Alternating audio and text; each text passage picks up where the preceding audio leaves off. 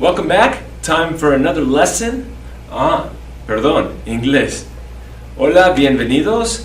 Ahora es tiempo para otra lección del Español 2. En realidad es un repaso del Español 1, pero estamos preparándonos para el Español 2. Ok, vamos a empezar hoy con commands. Now when we're using Spanish, and when we conjugate verbs, we've talked about using the subject to conjugate a verb. I've mentioned in class that we also use time, past, present, future, in conjugating verbs. So far we've been using present. And we also need to mention that there's a mood involved with verbs. Okay, we've got things like subjunctive, like I hope that he opens the door, or I wish that she would wash my car. Apparently my car's dirty because I keep using that example in different lessons. So we've got moods there. We also have something called a command form. Now we have it in English just like we have it in Spanish. I shouldn't say just like, but we have a command form in English. In English, when you do a command form, you're simply removing the subject. For example, if I'm telling you to, wash my car, if I were to say, oh, talking to my daughter maybe, oh, you wash my car. If I say you wash my car, that's an observation. I'm saying, hey, you do your homework every day, you like to watch movies, and you wash my car. You're a great kid. Thank you. No, but if I want to tell her to do it, I won't say you washed my car. I'll say wash my car. Okay? I'll just come out and you take out the subject. I don't say you dust the house. I say dust the house.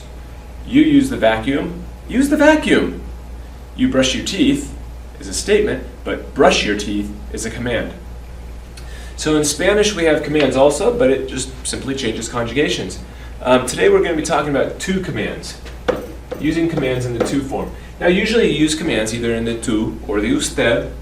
Okay, and some people say, but you would use it in the formal form? Yes, you can. Like if you're talking to the teacher, you might say, repeat that please. So, do commands. Now it's pretty basic. Let's say we're using an AR verb like hablar. Okay. Normally, in the to form, we would say hablas. Hablas means you speak. But if I want to tell somebody to do it, if I want to tell someone to speak, I would say habla. Tú hablas con tus amigos mucho. Habla con tu mamá. Tú hablas mucho en clase. Habla en el almuerzo. Okay? And this is what we call an affirmative or positive to command. Now it's not in this lesson as we review in the book, but I also want to mention while we're at it what are called negative to commands. I'll tell you what, I'll make negative red and I'll make positive green. Okay. Habla, speak. Now if I want to tell somebody don't speak, I would say no, of course, hables. Okay, let's take a look at this real quick. So we've got the verb habla. Now when it's a command, we use what looks like usted. So the habla here looks like a regular present tense usted. That's an easy way to remember that. And down here, if we look at the negative, you'll see we switch from the AR ending to the ER ending. Habla, no hables. Lee, no leas. Estudia, no estudies. Estudia, AR, no estudies. And ER verbs operate very similarly. Comer. So what would you think that would be in a positive? Now if you just said come, you're right. It it looks like the usted conjugation. Now, what if you want to say, don't eat? No. If you say comas, nicely done. Because we switch over to the AR ending. Okay. Now I know if you're one of my students, I know that some of you did not have this last year. So you might want to spend a couple minutes on this. When we get to commands, or when we get to the command forms this year, we will review this again. So we'll have some time to review this again. But let me give a few as examples and see how you do with these. If I were to say, let's see. Well, let's go back to study. Estudiar. What if I want to tell my friend to study? What would I say to my friend? Estudia. Estudia. Okay? It's still to form, but it's a command. Estudia. What if I wanted to say to my friend, don't study, eat with us?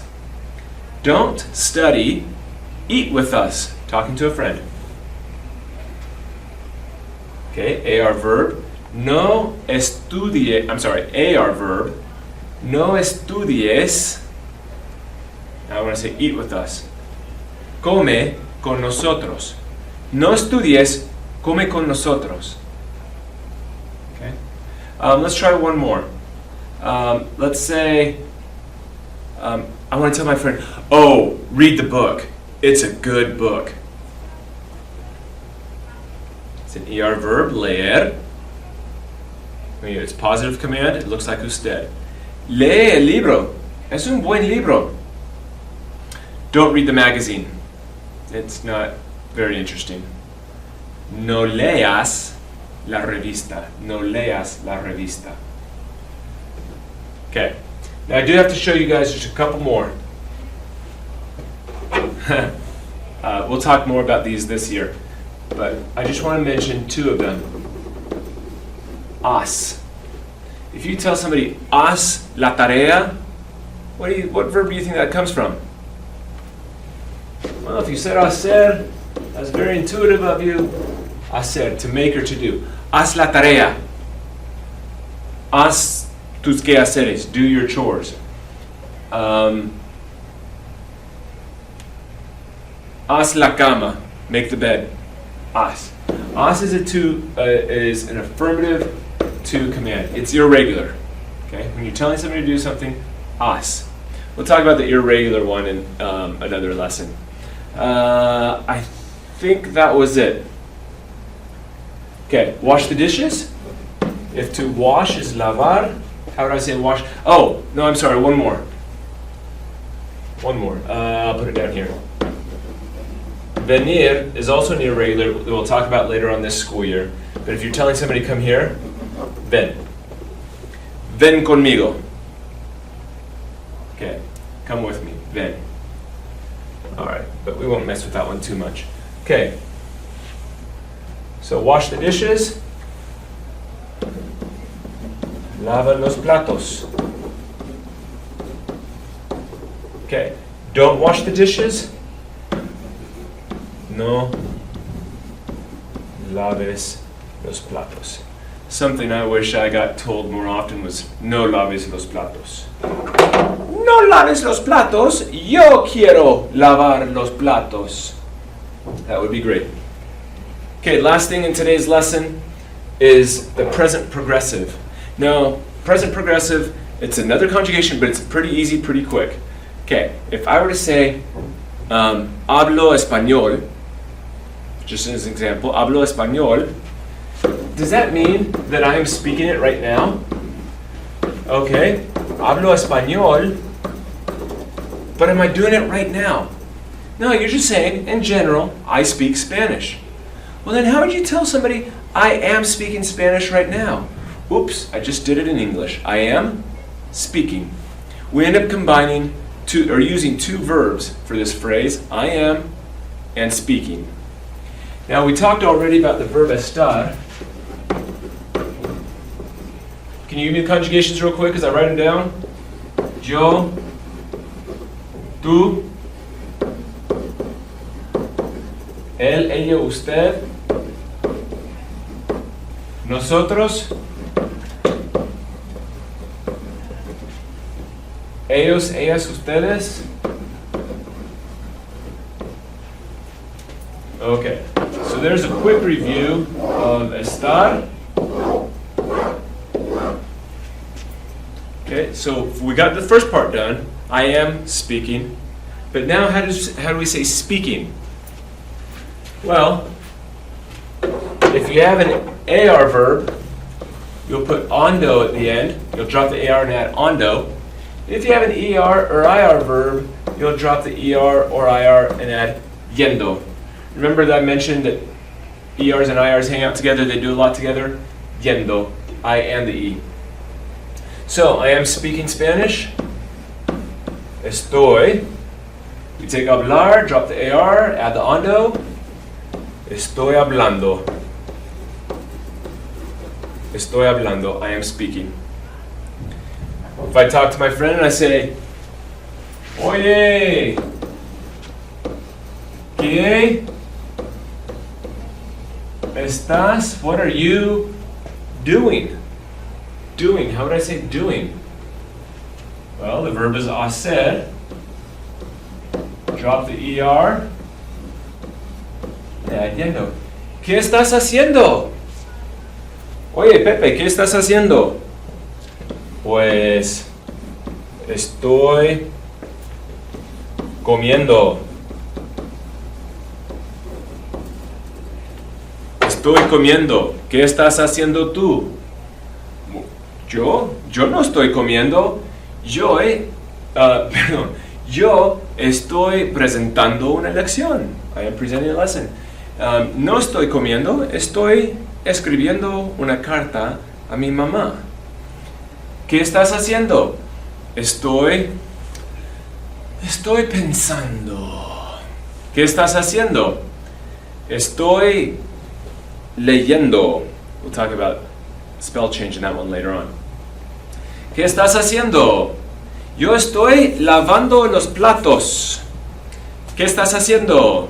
Estoy preparando el desayuno. ¿Qué están haciendo ellos? Ellos están estudiando el español. ¿Qué estás haciendo tú?